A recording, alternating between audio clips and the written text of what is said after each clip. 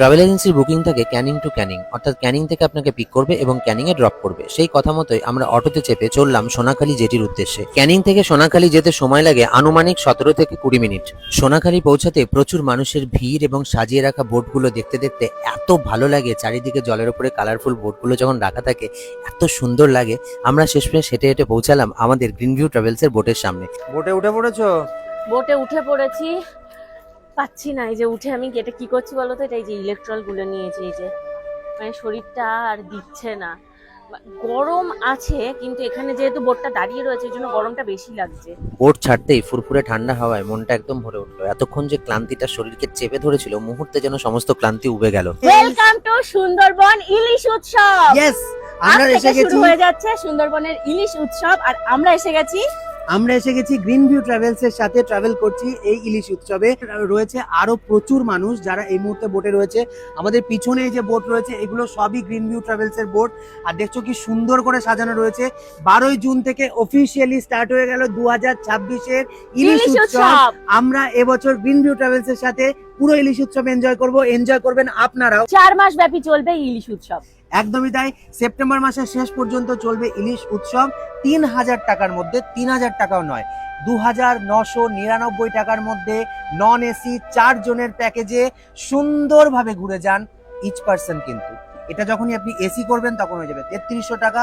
আর আমাদের মতো যদি দুজন আসেন তাহলে 3200 টাকা নন এসি আর 3500 টাকা হচ্ছে এসি প্যাকেজ। এর থেকে কম আর কোথায় পাবেন? ওই দেখো তোমার জন্য কি এনেছে। ওয়াও, পাখা আবার এটা কি গরমের জন্য? পাখা আর এটা কি ঠান্ডা ঠান্ডা ওয়েলকাম ড্রিঙ্ক।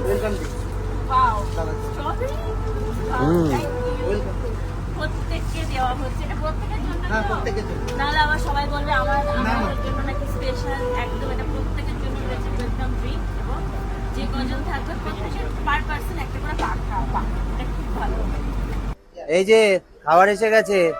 খাবার এসে গেছে আমাদের, এটা সকালবেলার ব্রেকফাস্ট। ওয়েলকাম ড্রিঙ্ক কিন্তু সবেই দিল। ওয়েলকাম ড্রিঙ্ক মানে দেওয়ার সাথে সাথেই আবার চলে এসেছে আমাদের ব্রেকফাস্ট। লুচি, কাশ্মীরি আলুর দম, আর রয়েছে হচ্ছে এই যে একটা সুন্দর শুকনো মিষ্টি। এটা হচ্ছে, এটা কি সুগার ফ্রি? সুগার ফ্রি না কি? যাদের সুগার আছে তারাও খেতে পারবে, এটা সুগার ফ্রি হয়। ব্রেকফাস্ট শেষ হতেই আমাদের দিয়ে দিয়েছিল স্ন্যাক্স। স্ন্যাক্সে ছিল চিংড়ি মাছের পকোড়া, যেগুলো না খেয়ে আমরা রেখে দিয়েছিলাম পরে খাবো বলে। কারণ আমরা এখন নেমে পড়েছি গোসাবা আইল্যান্ডে। গোসাবা আইল্যান্ডে নেমে প্রথমে আমরা চলে গেলাম হ্যামিল্টন সাহেবের বাংলো, তারপর ওখান থেকে চলে গেলাম বেকন সাহেবের বাংলো। এই বেকন সাহেবের বাংলোতে রবীন্দ্রনাথ ঠাকুর একবার ঘুরতে এসেছিলেন। বেকন বাংলো থেকে বেরিয়ে আমরা সোজা চলে গেলাম জেটিতে, আর জেটি থেকে উঠে পড়লাম বোটে। বোটে উঠে দেখি খাবার রেডি। এই যে দেখো কত রকমের খাবার, আর এই যে ইলিশ মাছ পুরো নড়ছে নড়ছে। আছো ভালো, মানে খাওয়া ছেড়ে উঠতেই মন করছে না নাকি? এইসব একটু ভালো লাগে খেতে, তুমি তো জানো। ভাজা পকোড়া দিয়েছে আমাদেরকে সকালের ব্রেকফাস্টের পরপরই। এটা হচ্ছে চিংড়ি মাছের পকোড়া, তার সাথে দিয়েছিল চাটা খেয়ে নিয়েছি। আর এই যে চিংড়ি মাছের পকোড়াটা রয়েছে। আমরা যখন পকোড়া খাচ্ছি তখন সবাই খেতে বসে গেছে। ঘড়িতে তখন বাজে দুপুর 1:30টা।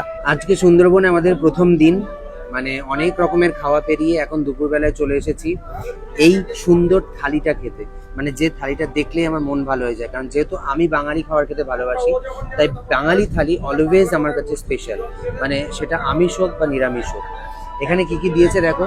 প্রথমে দিয়েছে হচ্ছে এখানে ডাল, সাদা ভাত, বেগুনি, পাতি লেবু, পেঁয়াজ, লঙ্কা। এখানে রয়েছে হচ্ছে পুঁই শাকের তরকারি, এখানে বেগুন দিয়ে ইলিশ মাছ, আর এখানে এই যে এটা খুলে ফেলা হয়েছে, এটা রয়েছিল, এটা ছিল হচ্ছে পাতুরি, ইলিশ মাছের পাতুরি। ইলিশ মাছের পাতুরি সচরাচর আমরা কমই খাই, ভেটকি মাছের পাতুরিই খাই, কিন্তু আজকে খাবো হচ্ছে ইলিশ মাছের পাতুরি। এমন নয় যে আমি আগে খাইনি, আগে খেয়েছি, কিন্তু কম খেয়েছি, কম্পারেটিভলি অনেক কম খেয়েছি। সকলের খাওয়া হয়ে গেছে, আমরা একটু রেস্ট নিয়ে নিয়ে খাচ্ছি কারণ এত গরম ছিল। বাট এখন ওয়েদারটা এত মানে কি বলবো, এত প্লেজেন্ট হয়ে গেছে ওয়েদারটা, এখন বসে খাওয়ার মজাটাই আলাদা। যারা আগে আগে খেয়ে নিয়েছে তারা কিন্তু গরমে গিয়েছে। তো চলো এখন খাওয়া দাওয়া করে নেওয়া যাক। খাওয়া দাওয়া করে নিয়ে 1 ঘন্টা মতো ঘুম দেবো, কারণ এখনো পৌঁছাতে আমাদের প্রায় 1-1.5 ঘন্টা বাকি। আমরা ট্রাভেল করছি গ্রিন ভিউ ট্রাভেলসের সাথে, সুন্দরবন গ্রিন ভিউ ট্রাভেলস। তো তোমরা দেখতেই পাচ্ছ আমরা যা করছি সেটা তোমাদের সাথে শেয়ার করছি, যেখানে যাই সবটা তোমাদের সাথে শেয়ার করি। তোমরাও যদি ভালো লাগে তোমাদের ব্যবস্থাপনা ডেফিনেটলি গ্রিন ভিউ ট্রাভেলসের সাথে ট্রাভেল করতে পারো। প্যাকেজগুলো আমরা পরে মেনশন করে দেবো। আপাতত খাওয়াই মন্দির।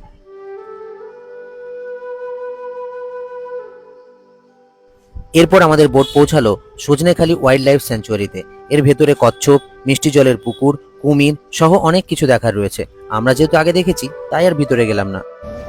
ফাইনালি আমরা হোটেলের কাছাকাছি এসে পৌঁছাতে পেরেছি, তাই তো? হ্যাঁ, সামনে হোটেল আছে দেখতে পাচ্ছি একটা, ওটাই সম্ভবত আমাদের হোটেল। তো চলো আগে হোটেলে যাই। চোখ মুখের অবস্থা দেখো বিভৎস খারাপ।